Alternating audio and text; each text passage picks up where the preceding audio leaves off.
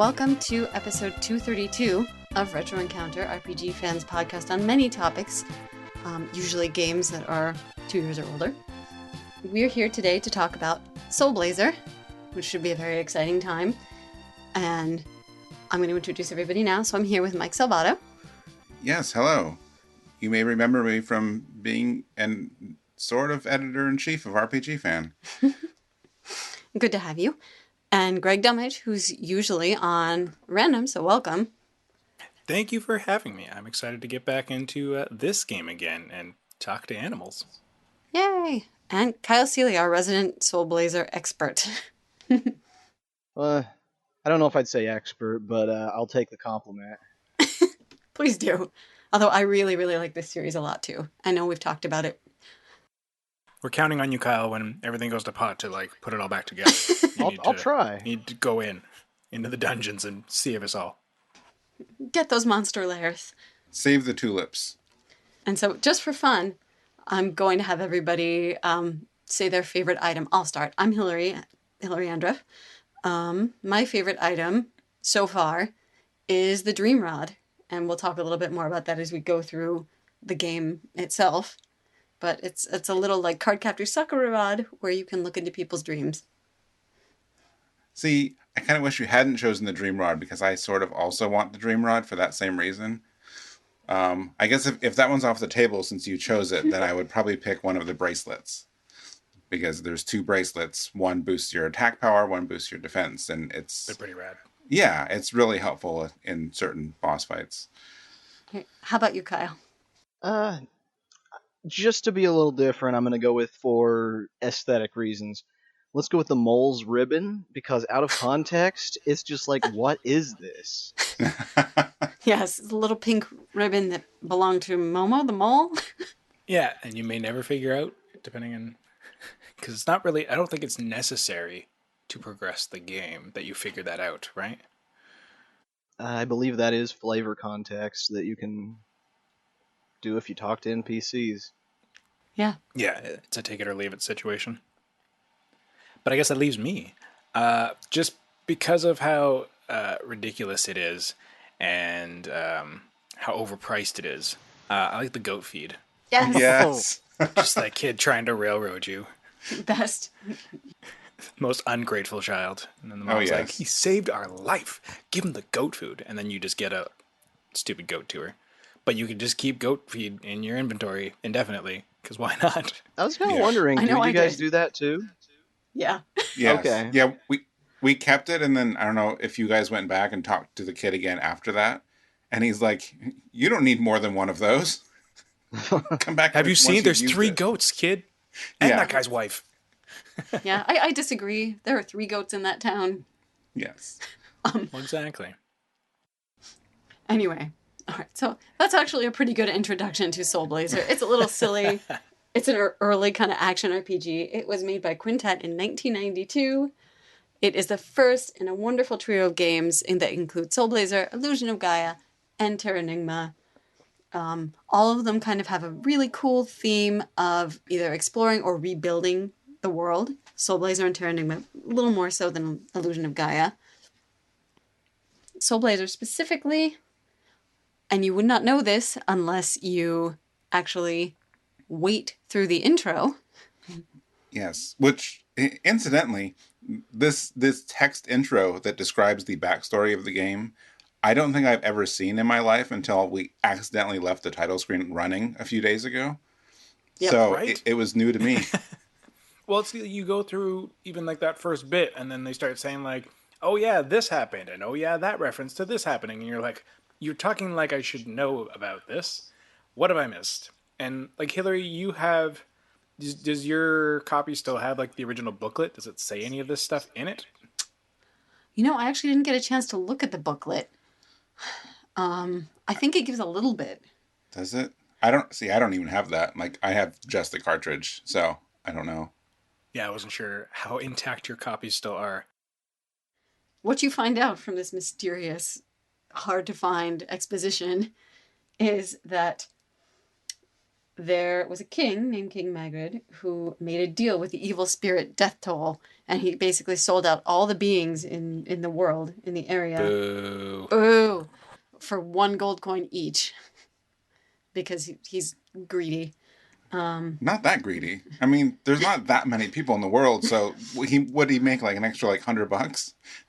Yeah, no kidding. Oh, I would like an NPC count, actually. Yeah, that'd be pretty great. How much gold did he actually make? And like, is it per person, or is it like their houses as well, per animal, per object? Because I mean, you're saving more than just the people. True. Yep, very true.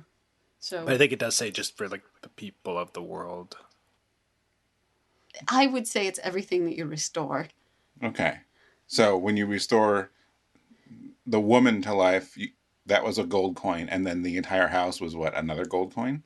Sure, why not? Okay. All right. Well, let's roll with that. Sure, why not? Well, I mean, you do talk to stumps and trees and, things that you wouldn't necessarily think have a soul, so my logic is maybe the soul of the wood made to build a house, is a no. soul.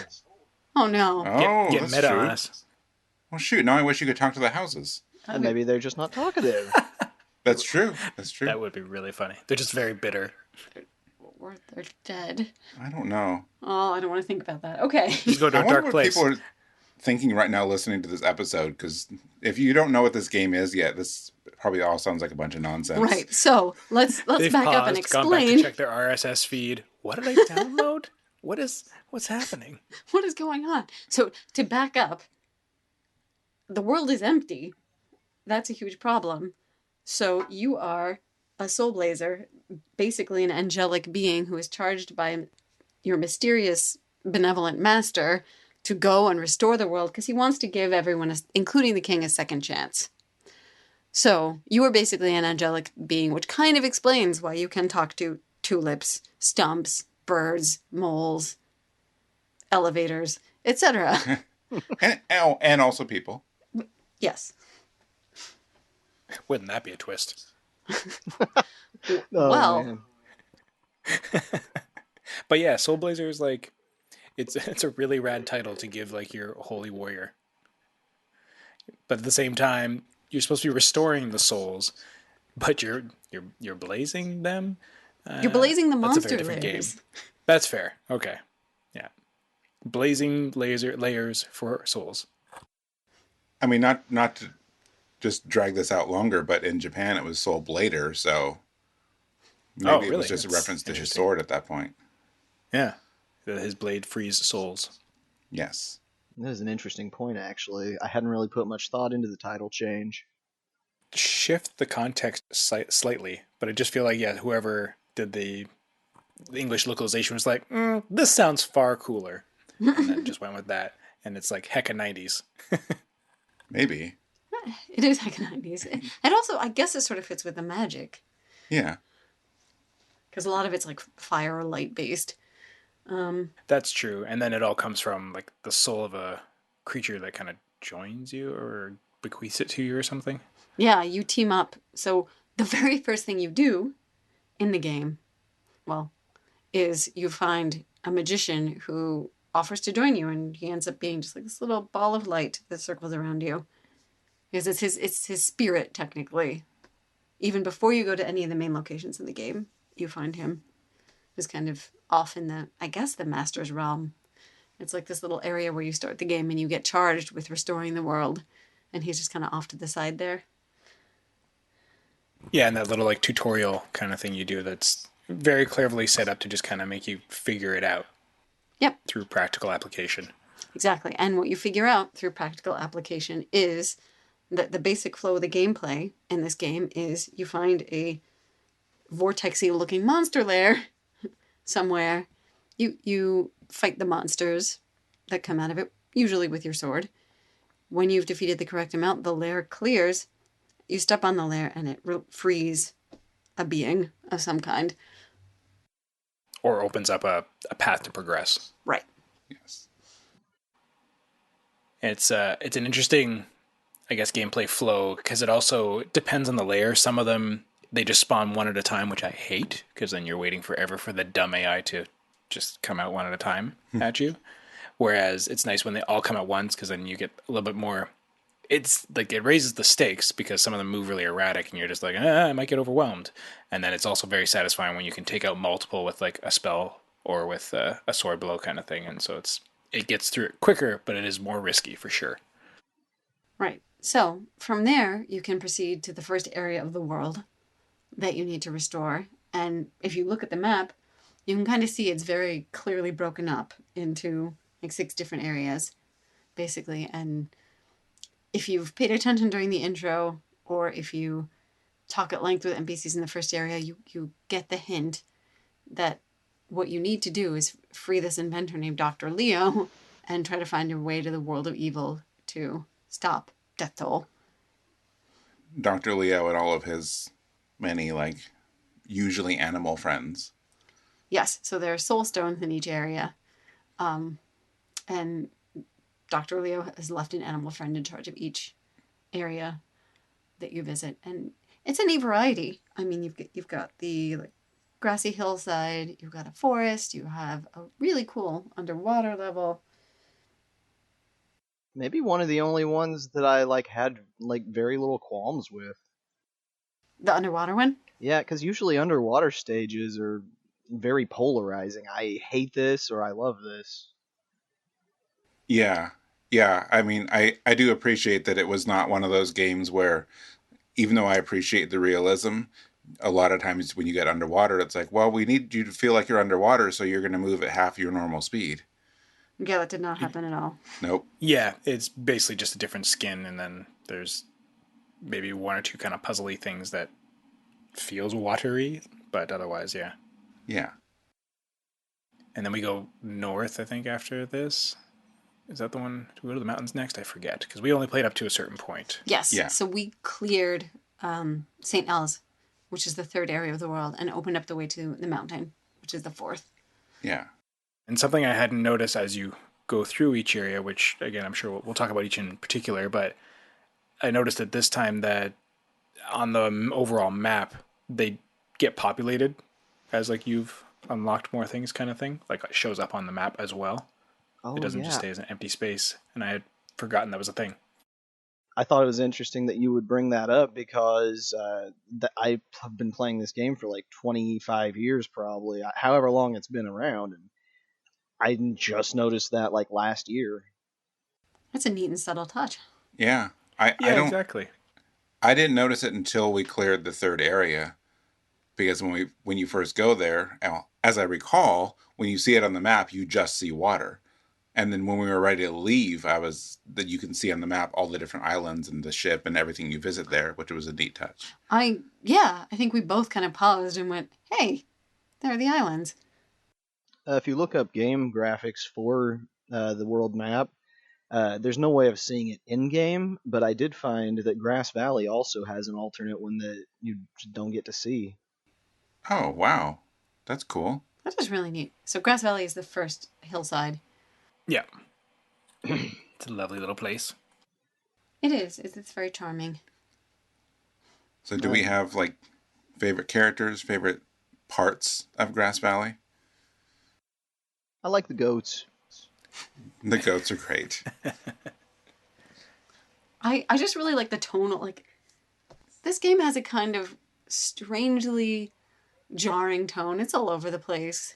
I both like it and I'm confused by it, because one minute you're releasing people and they'll just be very thankful, and it's the shopkeeper and they're saying, oh, take a free medical herb, and then the next minute you release a goat and this goat tells you that she used to be the wife of the guy who lives in the house next to her, and she's not sure if she believes in reincarnation, but she's glad she can be near her husband. Yeah.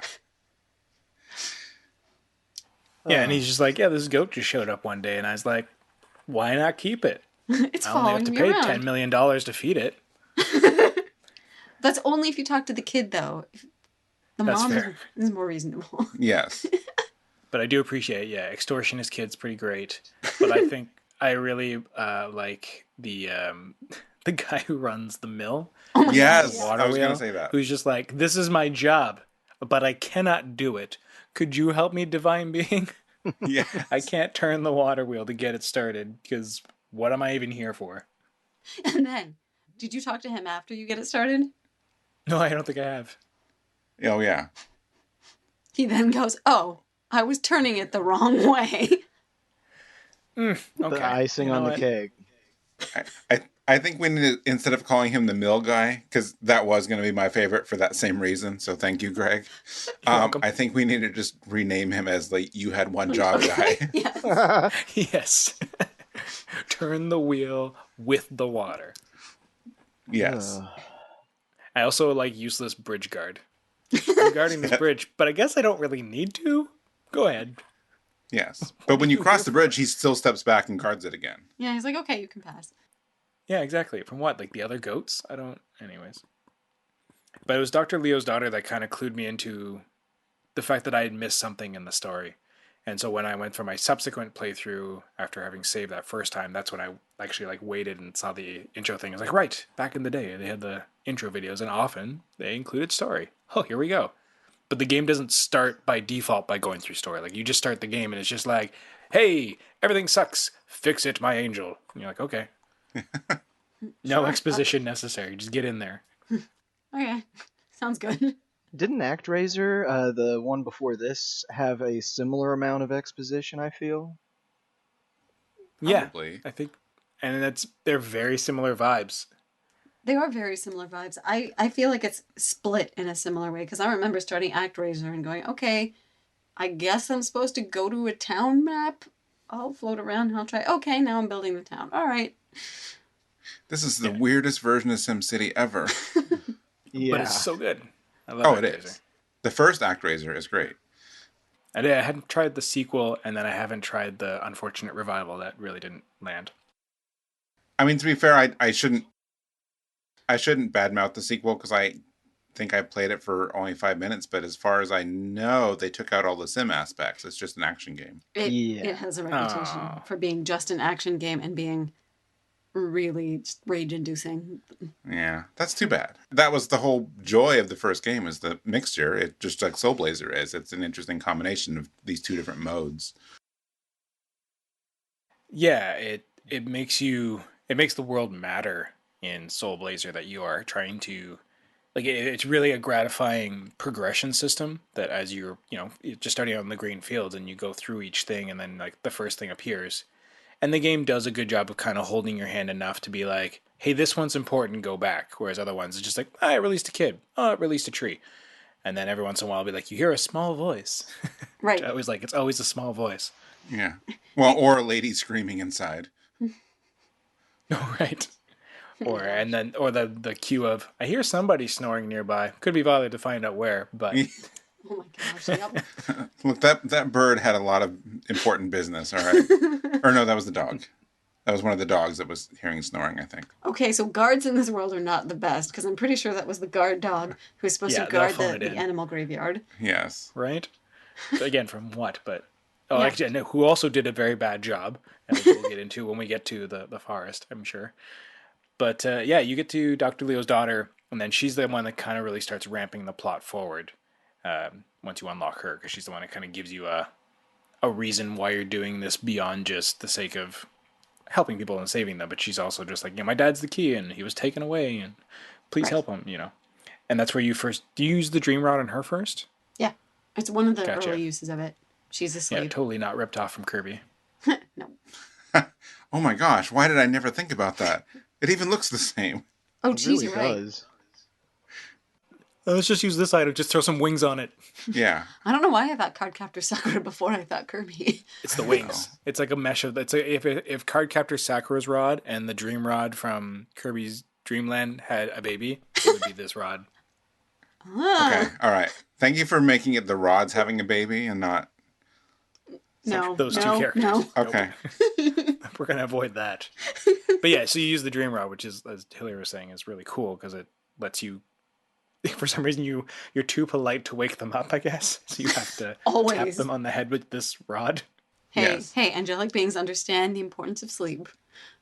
I do like the text in the game, even though they always spell all right incorrectly, except for that one time. But I do like when you use the dream rod, how they write it.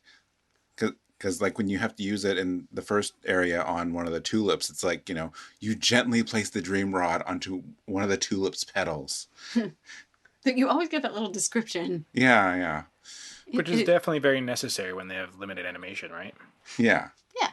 I very much appreciate it, given the era that it came from. I mean, you could have something as simple as just the bare minimum, but then you've got this kind of flowery, no pun intended, language that, I mean, it really makes up for the low graphical quality.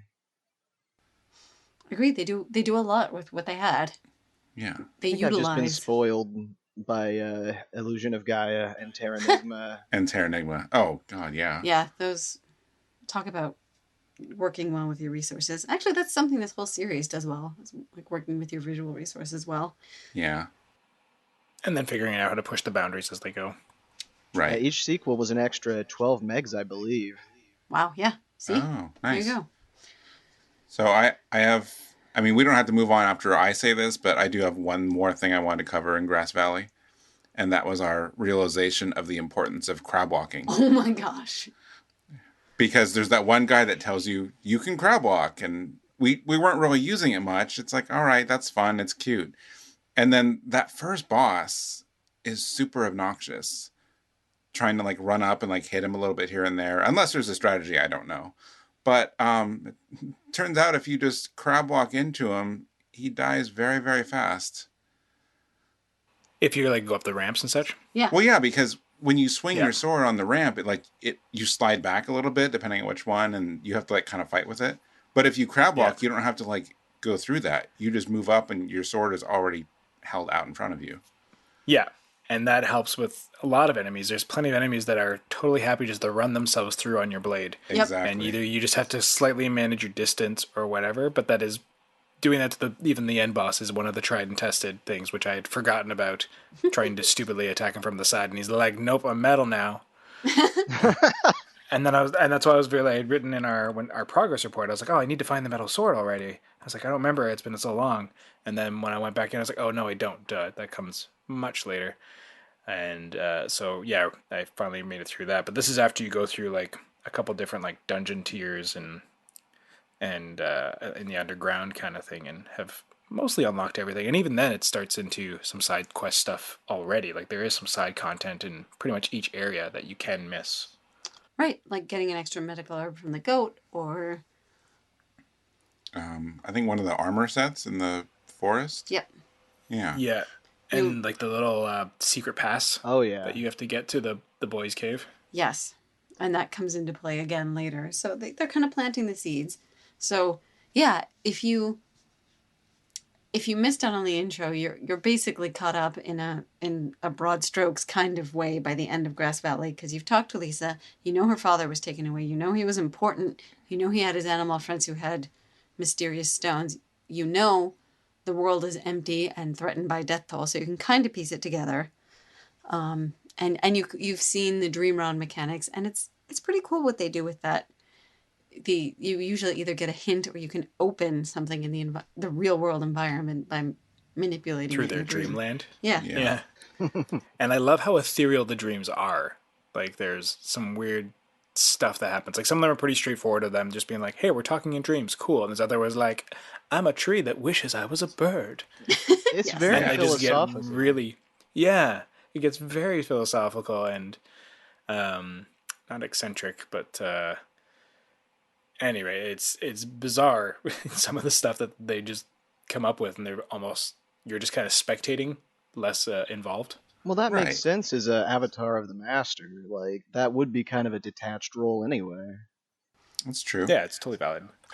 One of the things I really like about this game is how the gameplay and the slightly odd narration kind of combine to give you this feeling like you are a little bit of an outsider and you might be a little bit powerful, because the gameplay is super smooth and your sword is ridiculous and you can basically beat most enemies very, very easily. Yeah. It's got a huge hitbox. Yeah. I'm killing things behind me by accident. Yep. Yeah. Exactly. Yes. That's always fun when you discover that. Like, I don't even have to face this thing. I don't even think I ever attack an enemy from the front because that side swipe is just so overpowered. Right. Yep. Yep. Exactly. Because I feel like each frame I think it's programmed that each frame of the sword's animation does damage. So you definitely do more damage with a sweeping attack. So like, Yes. for example, talking about defeating the final boss, you will do more damage swinging at him, and if you can get him in the full arc. But it's a heck to try and manage, so it is easier just to kind of stabby stab. But it just all depends on the tactic you want to use, right? Which most of the enemies is really the AI is pretty dumb as bricks in this game, I find. Yeah. I found myself trapping things around corners. Um, Yeah. or if you stand in the specific position, you can just hit them right when they come out of the lair. Yeah. Yeah, because they have a moment of invulnerability, which is always a bit annoying. And then Yeah. once that breaks, if you kind of stand at you usually can find a sweet spot that they'll generally all run to the same area. There's a few enemies that go on an erratic pattern, but most of them just come out in a row and just march to this spot, and you can usually kill them by the time they're there. Now, what I would like to know is, did you guys use magic at all? Oh, all the time. Okay. I was thinking the same question, because when Hilary was talking about this magician and the orbiting ball of light, that's what it does, is it orbits around you, and it can be really obnoxious to try and aim certain attacks, especially ones that like shoot straight forward the way you're facing, and you have to try and like wait for the timing of the ball to go to the right spot. And then of course there's the fact that you can like project the ball forward if you're pressing against something, which is not really ever explained to you. It's a very complicated targeting system, but I mean, I feel like the melee combat is the same. It's like it's a deceptively complex battle system, and that kind of marries with the deceptively complex story. Yeah. I mean, I don't remember all of the magic spells. Like where we are so far is we have 4 of them, and I still only like the first 2. Mostly the second one because it hits in 4 directions. Oh, that was probably my most used. Yeah. Mm-hmm. The ring one, when you get it in the underwater area at St. Elles, like that I think you get it from a mermaid. Oh no, you get it from the fish or whatever. There's a fish or a dolphin that joins you as that next spirit that gives you it. It's the And it's like angelfish. this Yes. is yeah, and it's like this is good against flying enemies that do a lot of damage with lots of hit points. You know the ones. Yes. Yeah. No. And that's all it gives you, because like none of these enemies really have names. You just kind of describe them as like monkey throwing rock thing, erratic Yep. moving plant that spits at you, and stuff like that, and the sea urchins. But everything you kill is like, this game is a true RPG. Like you do level up beyond just your gear that you. Most of like there's very little of the gear that's optional. Most of it I think you have to find to progress. There's a few things you can skip, but leveling up does have. Does it make damage difference, or is it mostly just it gives you more hit points? Every other level gives you damage up, I think. Yep. You can look in the menu. You have like shields to show how much defense you've accrued. Oh, right. Attack, and that goes up every so often. And you need the levels too to use certain, I think, weapons and armor. I think as well. Yes. There's a Yes, level you do. cap on them too. I found it interesting that the progression is like pretty much on rails because if you're not a certain level, you can't necessarily use the equipment. So you almost have to. You can't do like a low level run and actually beat the game, and you can't power level. So it's kind of like an illusion of progression. That is a good point because every area has like some enemies outside of the layers, but like you'd never be able to power level from them. No, I know not enough. in the water area, the boss there, which we're getting ahead of ourselves, or I'm getting ahead of ourselves, but like I was having a little bit of trouble with the boss, so I thought like, well, we can level up a little bit. We have 16,000 experience. We need to get to like 18,000 a level, and the only enemy left to fight gives you 20 at a time. So not going to happen. Yeah. And I know there's some exploits that you can get later in the game, because you can get as high as 99, but that comes far later. But you're right, like by the time you get through most everything you're able to kill in green fields, you're feeling pretty sufficiently powerful to progress on to the next thing. So there is a definite power creep. But also you're clearing everything, so it's not like you can go back and just, except for like the few enemies that hang out, like those stupid lizards that come out of Nobody the likes water them. and also Yes. hurt you Yeah. with their like jump hitbox too. Like, ugh. Hate them. Their jump hitbox is unreasonable. Oh, yeah. Because it's like, it's above and below them as they jump out. Yeah, so the last thing worth mentioning about Grass Valley is that it's notable because it doesn't have just one dungeon area that you go to. What you find out from Lisa is you get Dr. Leo's paintbrush because he painted a portrait for the mayor, and that's kind of your main objective in the valley is to release the town mayor. And you go into the painting, which is aptly titled The World of Evil. Yes. Excuse me, Dr. Leo, can you please paint me the world of evil? Okay. But you go there, and that's actually where you fight the boss. So it's got 2 dungeon areas, and it introduces the mechanic of there are some enemies, some lairs you can't clear, some enemies you can't attack because you don't have the appropriate sword. One that can cut through metal.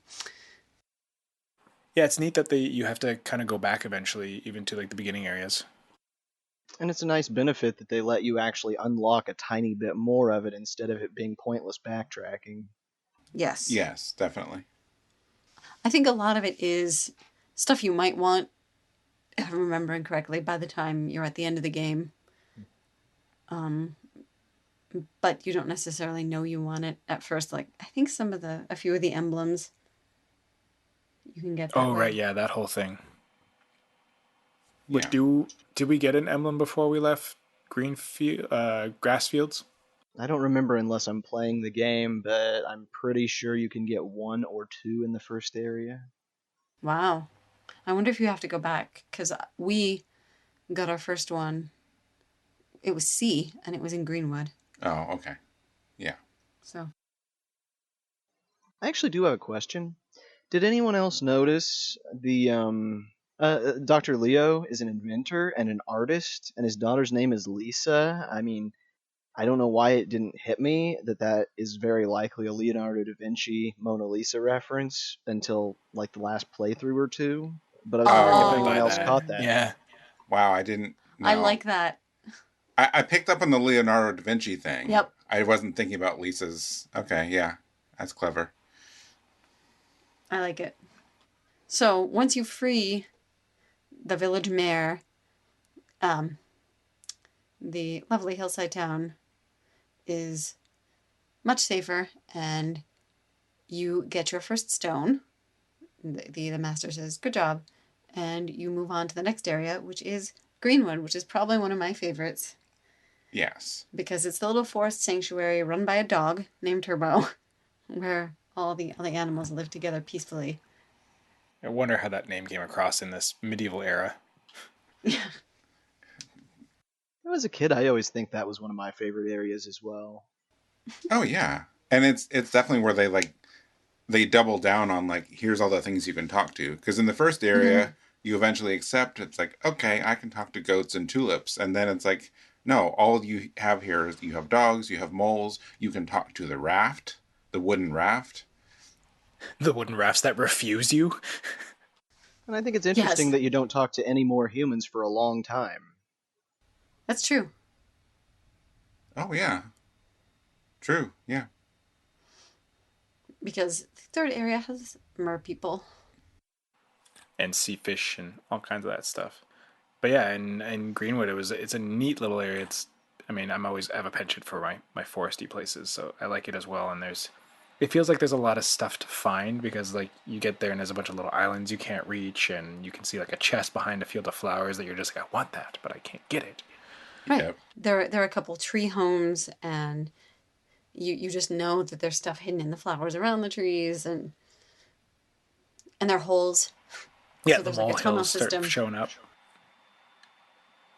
And a squirrel that wants food, even though there's food in his house. Yes. Yes, but he doesn't want that food. He wants other food. It's delicious food. We have food And at there's home. an animal band. The Winston trio. Oh God. Yep. Oh yeah. Which is I don't know if it's a theme in all the villages because there's not in the first one, but there's always like some sort of like troop in the second one and the third in St. Alice as well. Yes. Yep. Troop is the word I was looking for. They are not a band. That's true, because they don't really play music, actually, if you talk to them. No, they're actually just like a bunch of hustlers. That's true. I like that these characters, like, they don't really have anything of import to say most of the time, and I kind of like the everyday slice of life kind of conversation going on there. That's true. Like the main yeah, you get the sense that Greenwood's a little bit Shire-like, and that people are very focused on their daily lives. You don't further the plot too much there, except you learn the story of Turbo the dog, who valiantly fell in his battle against Deathtoll because he refused to give the Greenstone up. Man's best friend. Yep. And then you also learn of the, as we hinted at earlier, the tragic story of Momo. Yes. Yes. Oh my gosh, actually, this place is a good example of that tonal dissonance that I was talking about, because adorable forest creatures, but you talk to some of them, and then you find out the tragic story of Turbo and Momo the mole, who Yeah. had suitors competing for her affection, but then she went off, one of the suitors went off, and they died, and one of them's a ghost. Yes. And then this mole's like, hey, you need to take me back home, and then you, using the janky follow mechanics, figure out how to get her home. And then Yes. and then you go down and you're just like, hey, there was a mole that came through here, right? And they're like, no, but let me tell you a ghost story. And you're like, it was the ghost. It was the ghost. So Yes. classic. No, going off of the favorite or least favorite topics we've had, what would you say your favorite NPC in Greenwood would be? If I may start, the gator. It's one of the first alligator you unlock, and then you're like, you go up to him because you see how it gets set up. You're like, okay, cool. The alligators are the bridges. All right, neat. And you go up, and he's like, you gonna walk on me? And you're like, oh, maybe I'm not. And he's like, okay. I guess But it's he okay. Yeah, exactly. But he just challenges you, and then the next one's totally fine with it as well. Yeah, But from then I on, it's love okay. that. It's established. Yeah. And if you That's say funny. no, I think he makes fun of you for being a coward or something. Oh yeah, he does. Does he? That's great. I take it none of us said no. We're just like, yes, we're going to walk on you, alligator. I think I did actually the first time around. But now that you mention it, I was like, oh yeah, I do remember that, but I completely forgot. But it definitely circles you around to like, you probably should say yes. It's like even like I said, the menu question too. Like that one forces you to get around to the joke because he's like, "Do you want to hear our menu?" And you're like, "No." He's like, "You should hear the menu," and then he tells you the joke anyway, which is that you're the menu. That is my Just kidding. favorite We're character. not gonna. Yeah, you're the special of the day. Just kidding, we serve smoothies. But there's Right. like That this joke long was pause. reused. It's like, And the music stops, right? yeah, Yeah. I think it does. The dramatic tension, where it makes you go like, "What?"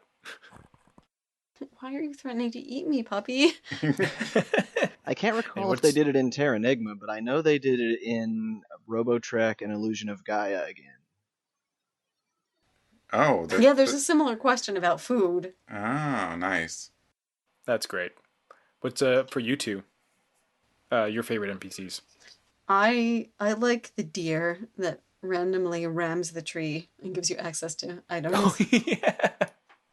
You're just like, watch this. Wham! Oh gosh! Please don't smash your skull in. Yes.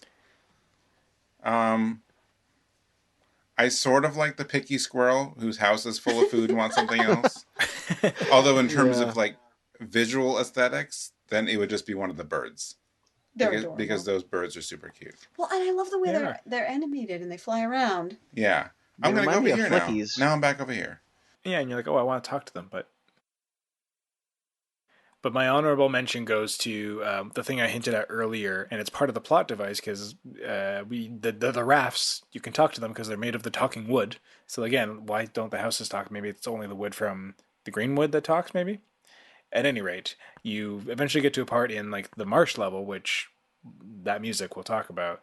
Yes. Is it's got those rafts, and you're like, okay, I need to use these rafts to progress, and the rafts are like, no, you're not, and it moves away from you and says it needs like a piece of their home basically, and yes, so we will you, only convey passengers that can prove that they're from Greenwood. yeah, exactly, and you have to get leaves, and the only place to get leaves is from digging up Turbo's grave. You dig which up somebody Turbo's has grave. done. I found that very morbid. Yes. Yeah, again, this is the dissonance you were talking about, Hilary. It's ridiculous, and he was just like, yeah, I just like digging stuff. And this is what I said, that guard dog had one job. I'm curious if there's someone with just one job in every town who just can't do that one job right. And I mean, you weren't even the first one to get to the bones, because a mole mentioned, oh, I dug up some dog bones over there and I got really scared and reburied them. Yeah. Very badly. Yeah, very bad. That's true. But yeah, just And then you have to go odd. into a dream to figure out where they are, or how to get to them, I think, or something. But then you get the leaves, and then you go back, and then you start using the rafts. But it's such a weird way to justify all of that nonsense. Yes. I mean, it definitely catches you off guard, though. Because you walk out there, you don't expect the raft to, like, back up and basically shake its head at you. Or Just wiggle. yeah, because it kind of around. wiggles. Like, Didn't say the magic word. you're not getting on this. I want a remake of this with Greg doing the voice of the raft. I'll take it. Oh That'll boy. be the gig of a lifetime. Get me started. Greg, could you make your performance more wooden?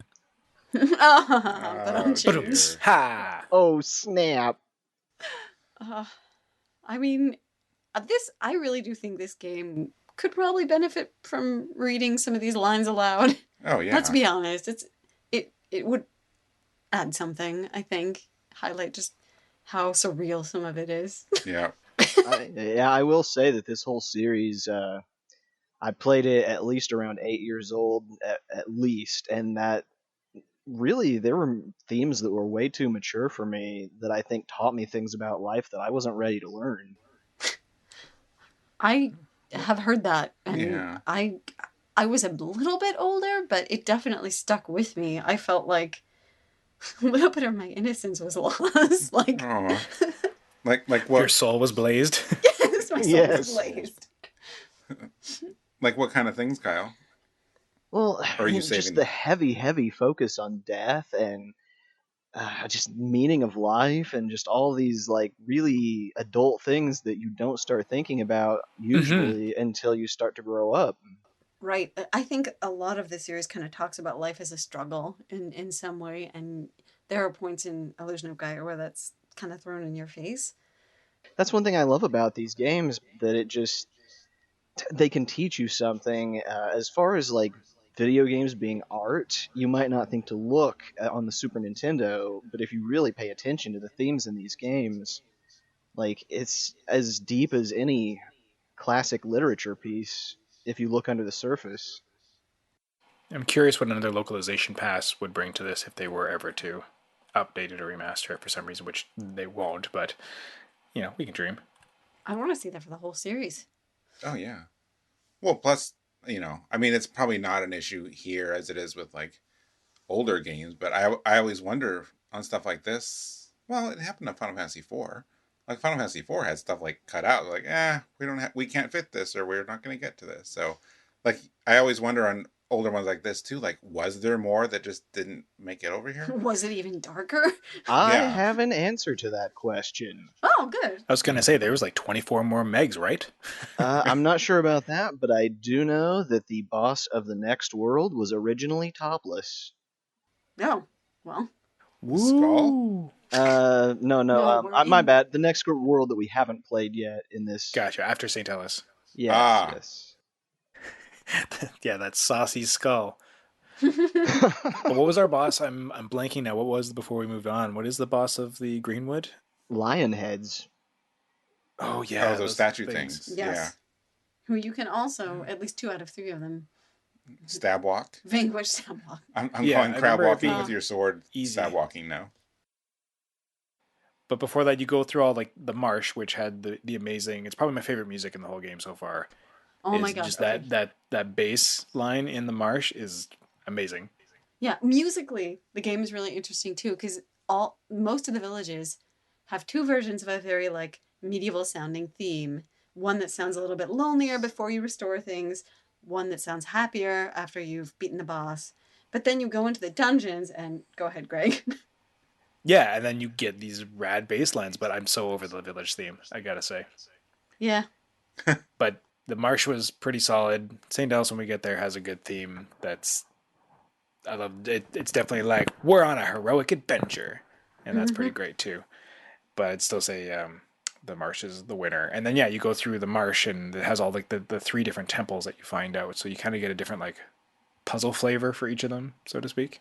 You do. And if you talk to, I think it's one of the stumps, they tell you that those little temples kind of have a history. They have names, water, fire, and light. And it's kind of cool. But yeah, the slap bass in the dungeons really makes you feel like you got to kick it up and clear out all the monsters. Mm-hmm. It's like Final Fantasy Mystic Quest. There was a very like Oh, rock yeah. kind of drive to the soundtrack to really Right. motivate The you. rock and battle music, yes. Except this time it's slap bass. Yeah, heavier on the bass than the guitar, that's for sure. Someone was super into Chili Peppers or something when they were composing this.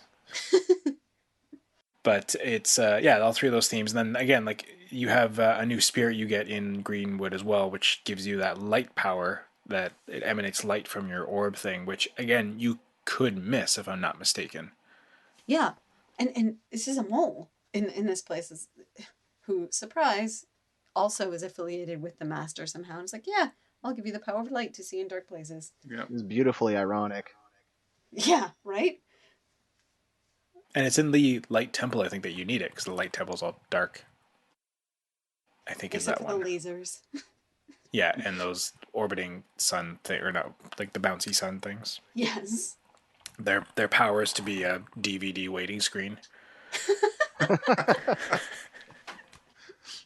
An old Windows screensaver. Yeah, Oh my exactly. gosh. I But can't your see hope that. is that I think you have to find it through progression. I don't think it's optional. You get the sword that lets you start freezing the metal enemies. So you can't kill them yet, but at least you can paralyze them. And that is important in the Light Temple because they have. I actually kind of appreciated the design. It made things seem kind of frantic because there were a couple places in that temple.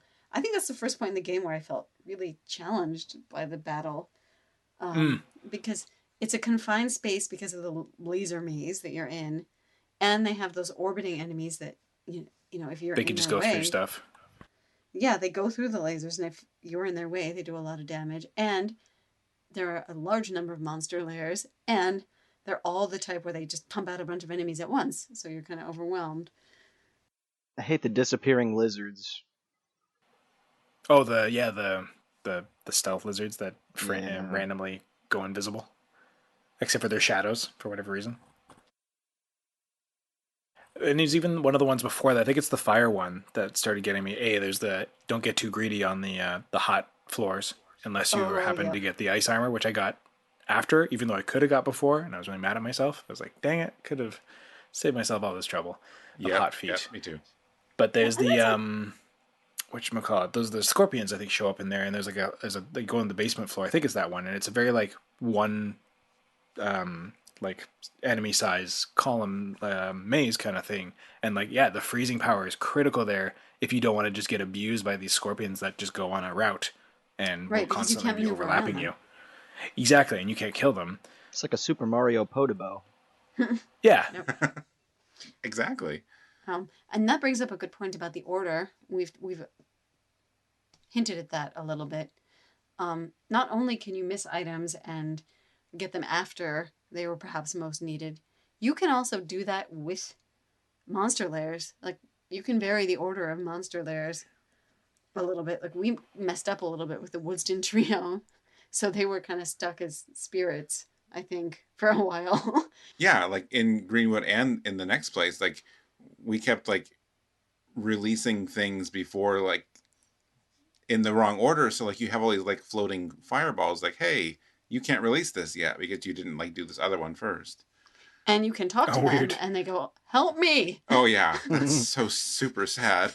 They're I like haven't stuck run like, into between that. life and death. That's really cool. I've never actually seen that. That's neat. I guess been fortunate enough that I was finding things in the right enough order. That's terrifying, but cool. Yep. Oh, and speaking of things that you can release in the dungeons, we didn't actually talk about, because you get to see a couple of those in the grass field, and then in all of the dungeons is the blue fairy. you get that blue crystal, and then the fairy comes up that gives you either experience or just an instant portal back home, or just will hint at something for you. Yeah, it's a nice way to kind of break up the dungeons. Yeah. Mm-hmm. And they look cool. I like them. They're very neat, and the fact that they don't activate until you kind of come near, like they kind of like they're like a hologram almost that kind of senses your presence and then appears for you to talk to. Yeah, they're nice, and I think most of the time they're like spaced out pretty well because they will come up at a point where you're like, all right, I've done this enough and I'm ready to go back and talk to some townspeople. So yes, I will go back. Yeah, and it's always a weird. I find it's funny because like there's a lot of games where they give you the chance when they go through like menus, and it usually cues you up to the choice you will probably make. But this one doesn't. So I would just mash through, and I'm like, oh, I need to go back there as a checkpoint to go back to town and restock on medicine herbs or whatever. And I just start mashing through the text because they go through like their whole litany of things they have to say first before they say, by the way, did you want to go home? But then the default answer is, no, I'll stay. And you're just like, no, I wanted to leave, which is usually what the default answer is, yes, I would like to do the thing you're doing. Yes. Yeah. I like the offer. Much like Ocarina of Time, you don't want to mash through it too fast. Yes. Did you understand? No. And it defaults to no. And I'm like, no. I understand, Mr. Owl. At least you've got dope music. Yep, it's true. So I'm wondering, what did you guys think of the Moon Tribe sprites being used here from Illusion of Gaia? Laziness or theme? I haven't actually played Illusion of Gaia, so this is new to me.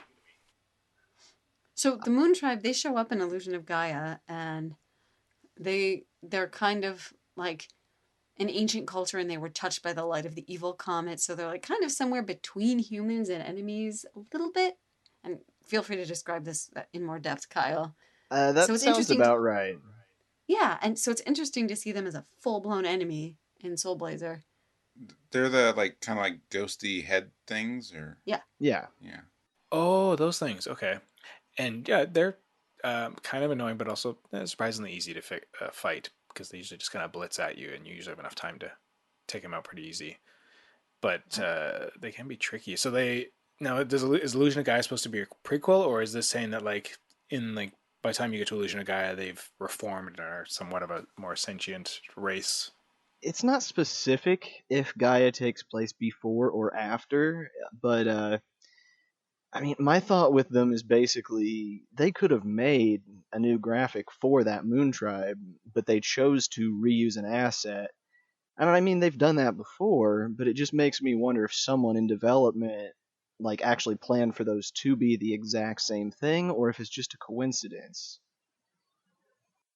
Yeah, that's interesting. Like, were there other sprites that they took from here into future games? The skeletons, actually, from later in the game, in a dungeon, there's some skeletons which were repurposed in Gaia as well. Do they remain enemies, or are they more NPCs? They are just dead bodies in Gaia. Oh, interesting. So this is just their reanimated form in this one. Yeah.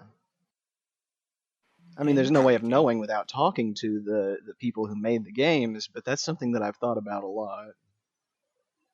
Yeah, that is interesting. I wonder what the thought was that one enemy would be carried over. Well, not to spoil Illusion of Gaia too much, but you don't get much information about its connection to Soul Blazer unless you collect all of a certain item and go to the special bonus dungeon. And then there's another tie-in. So it's not the clearest, like, how they're related. Yeah. I thought you were going to say, like, unless you wait at the title screen. Well, it does have its own explanation. Yeah. But, yeah.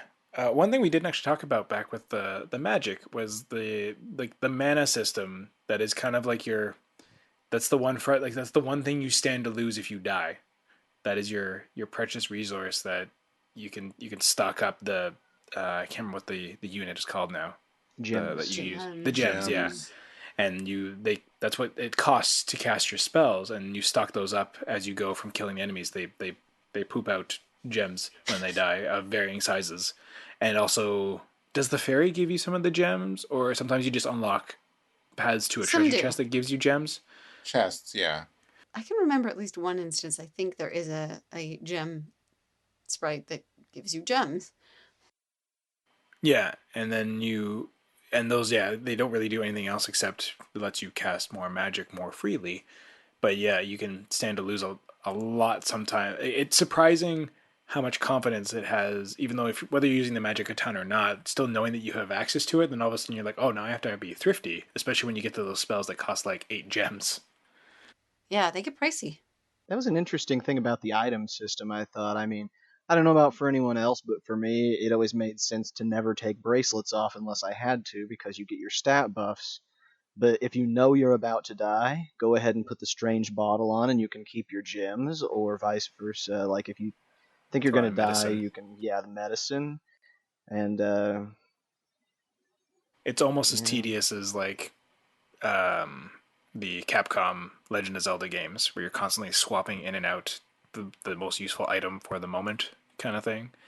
So you're like, oh, I want to wail on this enemy, so I'm going to put on the power bracelet and like really get a head start. Oh, they're starting to really hurt now. I need to put on the defense bracelet and slow that progression down. Oh, I'm almost dead. Now quick, put on the... Yeah, It would have benefited from an accessory slot, I think.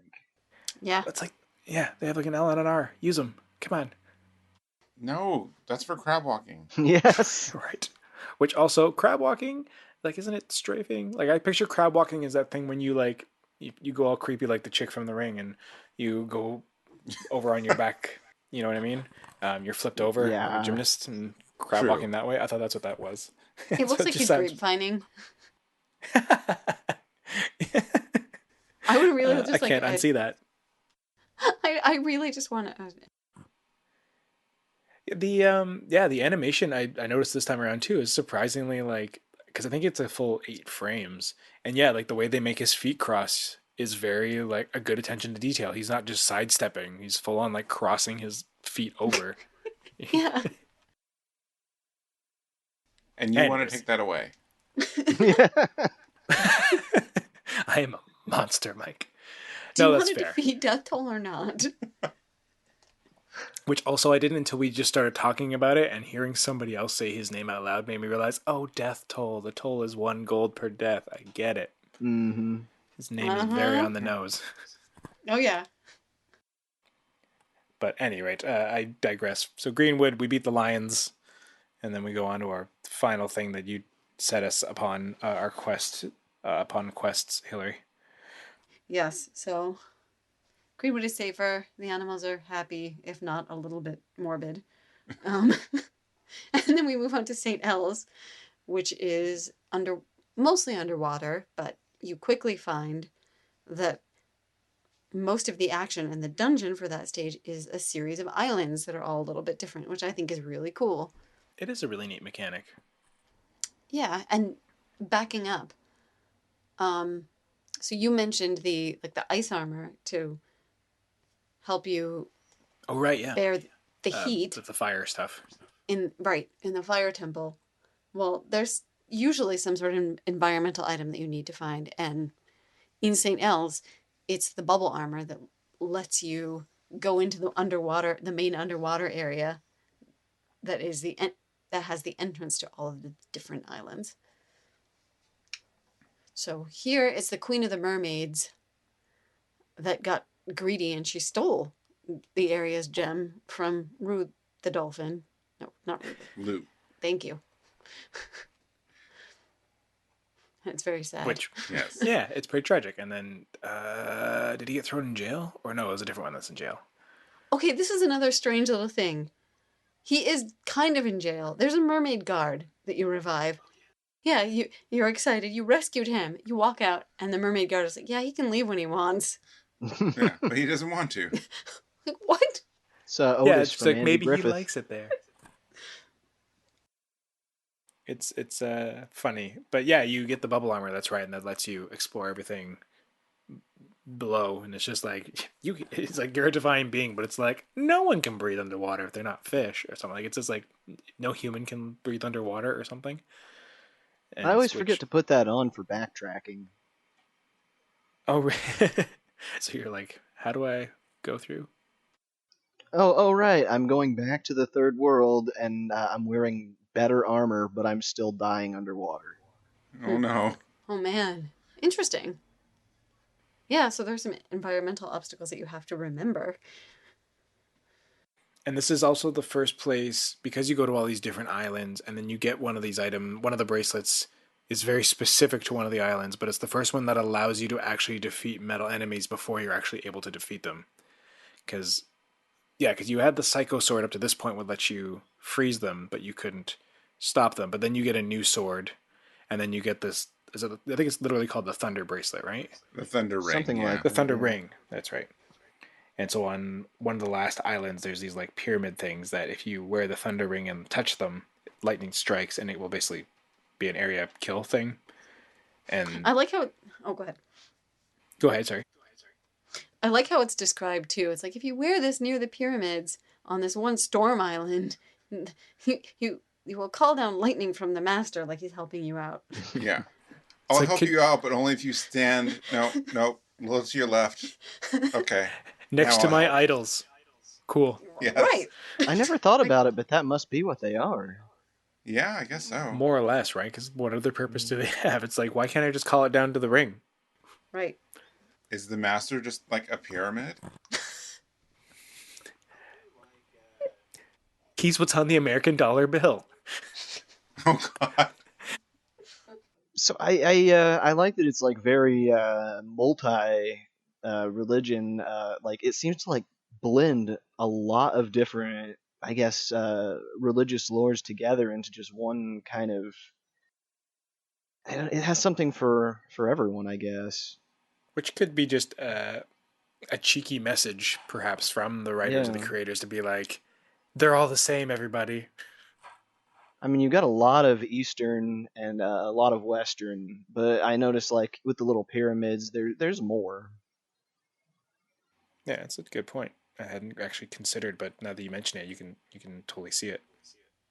Yeah, this series is really heavy on the iconography, and you can kind of see that in Illusion of Gaia too, because they use real world locations. Oh yeah.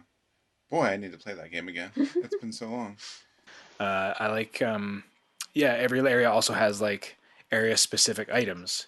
So like we had like the goat feed, we had the nut for the squirrel, and then you get the pearl for the dolphins in Yeah, St. Elles. I have a little problem with that pearl Uh-huh. because when you find that dolphin who wants that pearl, he specifically describes it as a big black ball, and Which it is I not. was running around so much and like I have a big white pearl. Does this somehow become a black pearl? Like no, that's what he wants. So I don't know what happened there. Colorblind? I don't know what's going on. Yeah, if it's a mistranslation or whatever. Quickly looks up dolphin vision. Right? And then there's that weird animation with the dolphin that like stand on my nose and like shoves you across to get a treasure. That's all it's there for. Yep. Yep. I love the fish animation though. They're jumping. They change colors because they're out of the water, and it's Yeah. just so cute. Mm-hmm. Oh yeah, he's like, think, watch me jump, and that's all he does.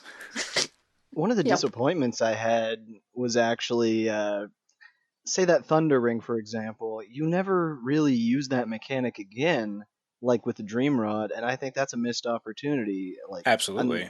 Like standing on the dolphin's nose made me think of that. Like that's just a one-time situation when it had so many applications they could have given it. It could have been great for a lot of puzzle stuff, and yeah, same with the thunder thing, that's what I was saying back with that as well. Is like it's the first time you get to kill metal enemies, but it's very easy because you have to kill them. Like if you don't, you can't progress. If you don't figure Yep. out that I need to use this, but nothing really tells you it will work like that. So you just kind of like I don't know, swing for the fences, and I think that's really bold game design in a way. I agree. It's the first time it becomes crucial to do that, and you're just trying it out. There's no indication that it'll work. Well, it is nice not to have your hand held like sometimes we have these days. Oh Exactly. yeah, I agree. But one thing I've been itching to say about St. Elles, actually, so we go to all these islands, and each one has like a different flavor, and it's really cool. and you're going through the dungeons, and a lot of it is most of the monster layers are actually clearing the way to puzzle through to the next area. They're not giving you as much stuff back in the Sea Temple for a while. It's mostly just progression, progression, progression. So, so you are the Soul Blazer, the divine being from the Master, coming down to save and repopulate by clear cutting and deforesting and dredging these islands for the sake of progressing to save them. I just was like, for the sake of a mostly empty Sea Temple for like 2/3 of the... Yeah, I was like, what I am never really thought of that. I'm horrible. I'm just this like the fish are flopping because they don't have water anymore. What have I done? Just because I needed to get to the next layer. They are evil fish, but then I kind of feel for them because I've taken away their home. They're just defending it because they know what's going to happen. They're like, if you bring back humanity, it's going to clear cut our islands. It's a weird kind of, I don't know if it was intentional to like draw that parallel, but it's kind of true. Like, because we didn't really see it in Greenfields. Grass fields, and you didn't really see it in Greenwood. Like, you don't really clear cut anything because they're just kind of big open plains. This is the first place that you're like, you seem to have ramifications on the world in order to get what you want. I hadn't considered that. It's got you thinking in that Soul Blazer-y kind of way. This series that does existential way. that. Yes. Like, I wonder if at some point maybe there was an intent that other people or creatures lived on the islands, because, you know, right now there's nothing on them but monsters. I mean, yes, you're taking away all the trees and stuff too, but like nothing actually like lives there. But maybe at some point it did, or maybe now it could again. Yeah. It's very ActRaiser in the fact that you had to use lightning and destroy rocks and trees and forests so people could build. Yes, rain destruction on this small area to further the good of the in the name of progress. Yeah, that is an it's interesting tie to ActRaiser. Yeah, also true there too. But it's anyways, it got me thinking this playthrough as well, which is something I didn't realize the first time around, and you might not think of when you're a kid either. You just are like, cool, I get to move on, and oh, now there's more enemies, and oh, they're throwing rocks at me. What jerks. Yes. Monsters bad, go destroy them. Yeah, yes. And then those stupid birds. Oh god, the cyclone birds. Yes, we call them cyclone birds. Cyclone birds, the enemy. Yes. Yeah, you know the cyclone enemy. Birds. Yes, we do. Yeah. And they're probably one of my least favorite things there. I was gonna say also in the marsh. In the marsh, is that where we have the those plants that have the vine things that shoot at you? Yeah, I hated those. That's here too, I think. That's here too. Yeah. Oh, they're here too as well. Okay. They were, anyways, I don't like them a lot. But does anybody else get a Muppet vibe from the rocks? the sentient rocks that attack you? Yep. Yes. I didn't, rocks, but I can see that. It's the red mouth. They just look like Kermit the Frogs. It's true. They kind of look like they have a puppet face, a puppet mouth. And that's all you see. Like, these enemies look like normal. And amazingly, like, you can hit them just fine. I guess metal and rock, very, very different. Yeah. Yep. But, yeah, they are slightly different color from regular rocks until you walk up to them, and then they just have this kind of slit mouth, and they jump and open it and chomp, and it is very like. You know, going back to inventories and changing up equipment, I'm wondering, what were they underwater, the metal things? I can't remember what animal they were based on, but did you guys have problems with your sword freezing them when you just want to swing your sword, and kill them? Oh, the crabs? Yes. Yeah, okay. Once I switched over, I was like, oh, this is so much better. Yeah, I realized that it was better just to put on a weaker sword with them until I get a better one. But I thought that was an interesting thing that, I mean, I wouldn't have as a kid thought I better switch to a different weapon. Right. Yeah. And then you find all these mermaid statues that open, again, the alternate paths to all the other islands until finally you get to the final path. Which is a ghost ship. Which actually, there's another like macabre little story. Oh, geez, yeah. This is what I've been waiting for. Yep, go ahead, you tell it. Yeah, you do. I mean, it's another one of those hidden things where if you don't use the dream rod, you just are going to miss this chunk of story. But I thought it was really cool that one of these dolphins was reincarnated from a child who was on this ghost ship. And it just shows this really sad little memory of this kid and his father knowing that they're about to die. The kid ends up putting one gem in a treasure chest, hoping that someone will find it. Surprise, you find it. But it just, that was probably, like, up to that point, the most impactful moment for me because it really called into questions about just mortality. Yeah. Well, and the order in which it happens too, because I definitely got that one gem first, and I was like, "Why is there one gem in a treasure chest?" And Yeah, then, that's such a waste. So disappointing. you revive more of Saint Elles, and what does he get reincarnated as? Uh, Oh, a isn't dolphin, I believe. He's yeah. a Yeah. friend of a mermaid in the upper left corner. Yep. Yeah, that's the only way you find out because she says her name, and then when you get in there, his name gets said, and you're just like, oh. Yeah. He says his name, Uh, and then if you go through all of that, you go, "Oh my God, that was his like one treasured." Oh. Yeah, that hits you pretty hard too.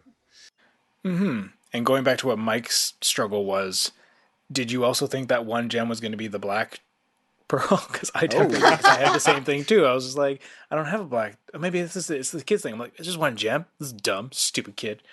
Not really, but not that callous. But yeah, I was just like, oh, well then where the heck is this? Oh, is it the?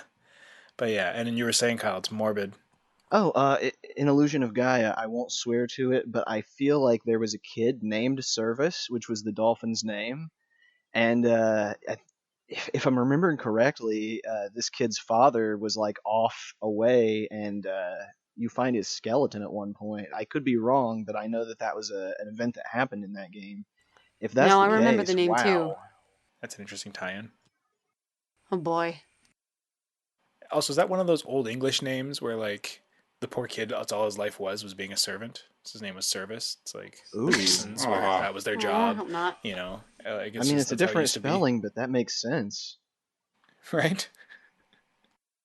At any rate, Aw. it's yeah, it's one of those surprisingly morbid moments on the stupid ghost ship with those stupid flame torches that you think, oh, maybe I have to like kill them all at the same time and then they'll stay dead. No, they never do. They don't stay dead. No, they just are the most obnoxious, and then you've got slugs exploding out of the boat for whatever reason.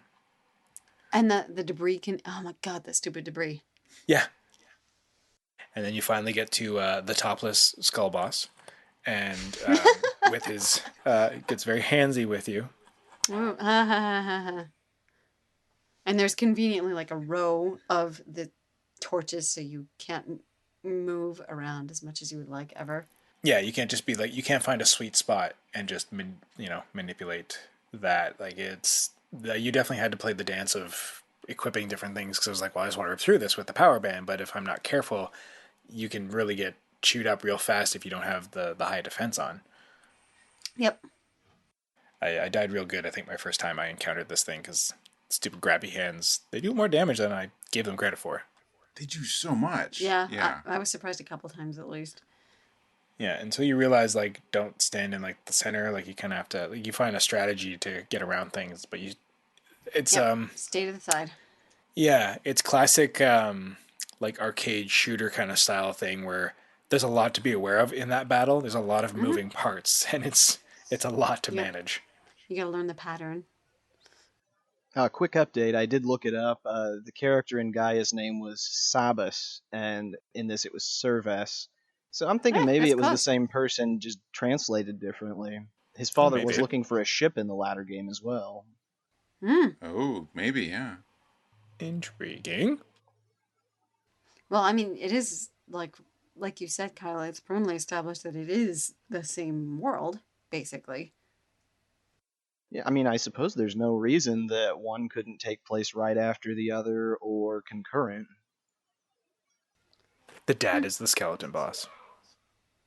Oh no. That would be awful. No.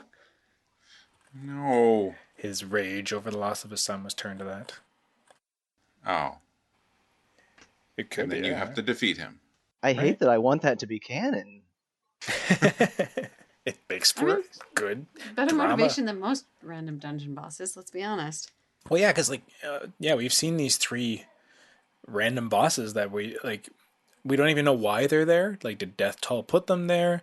Was it the gem that attracted them? Like, you're kind of expecting, even with the storyline of going on in St. Elles, that like perhaps you're going to be fighting like the corrupted mermaid queen, but like no, you get to just Davy Jones's ship and fight a skull boss that's very piratey. And there's nothing really tying any of these monsters to the world except fight reasons. The only thing I can think of with the pirate ship kind of thing is just there's definitely a theme that I don't want to get too much into this time, but of man, is man okay? Are they good or are they not good? And maybe that kind of ties into that there were humans here when you really haven't seen many humans other than in Grass Valley. Yeah. And the closest analog, their queen, got greedy and corrupted by the gem. Whichever one is very easy to forgive. But again, that's kind of the theme of the game so far is forgiveness and second chances. Yep. Good enough for the master. Okay. Yeah. All right. So, you defeat the pirate skull, possibly. The topless skull. Potentially we're father keeping of it. service.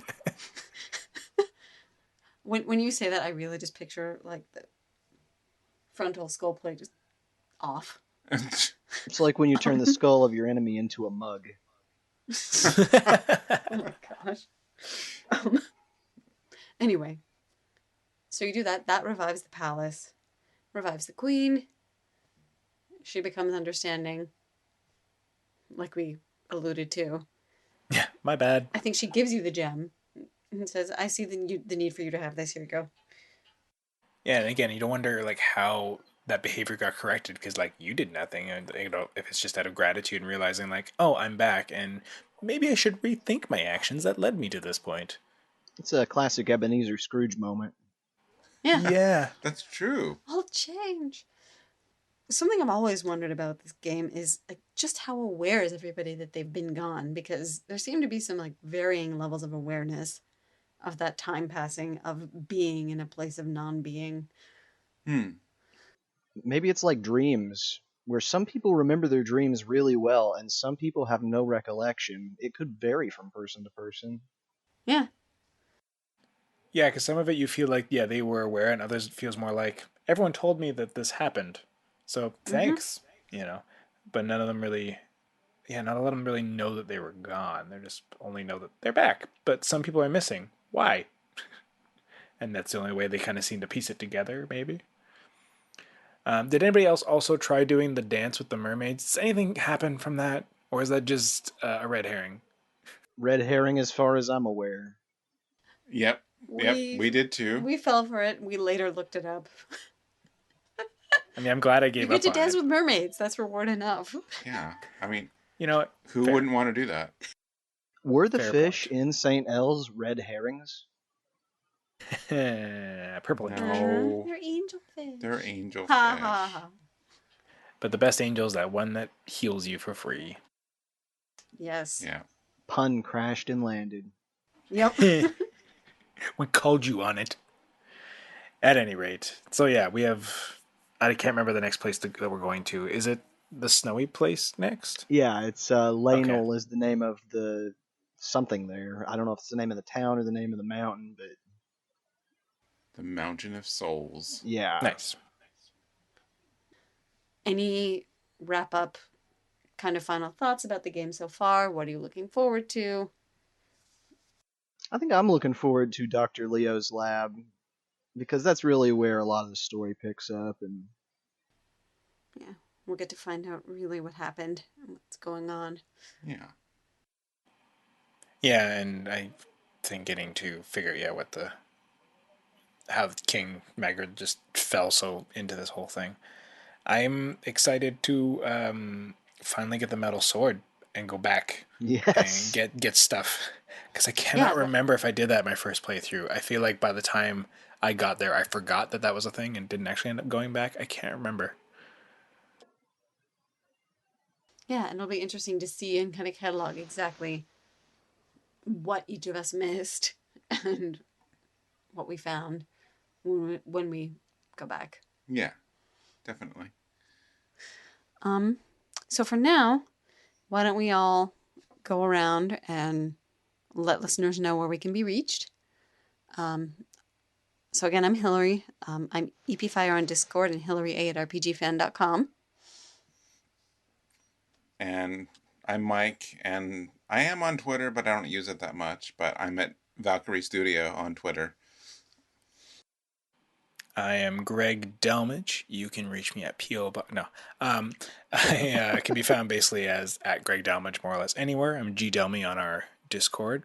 So hit me up there. And, I'm also in charge of podcast.rpgfan.com. So, if you want to talk to me about Random Encounter, you can email me there. And we also have retro@rpgfan.com for comments on this episode. Retro, we like feedback. It's good. Please also don't forget to rate on. And Kyle. Yeah, I didn't want to interrupt anyone. Nope, sorry. This is Got ahead Kyle of myself. Seeley, and you can reach me at kyless@rpgfan.com. As before, still nothing outside of that, but that may change in future episodes. Ooh.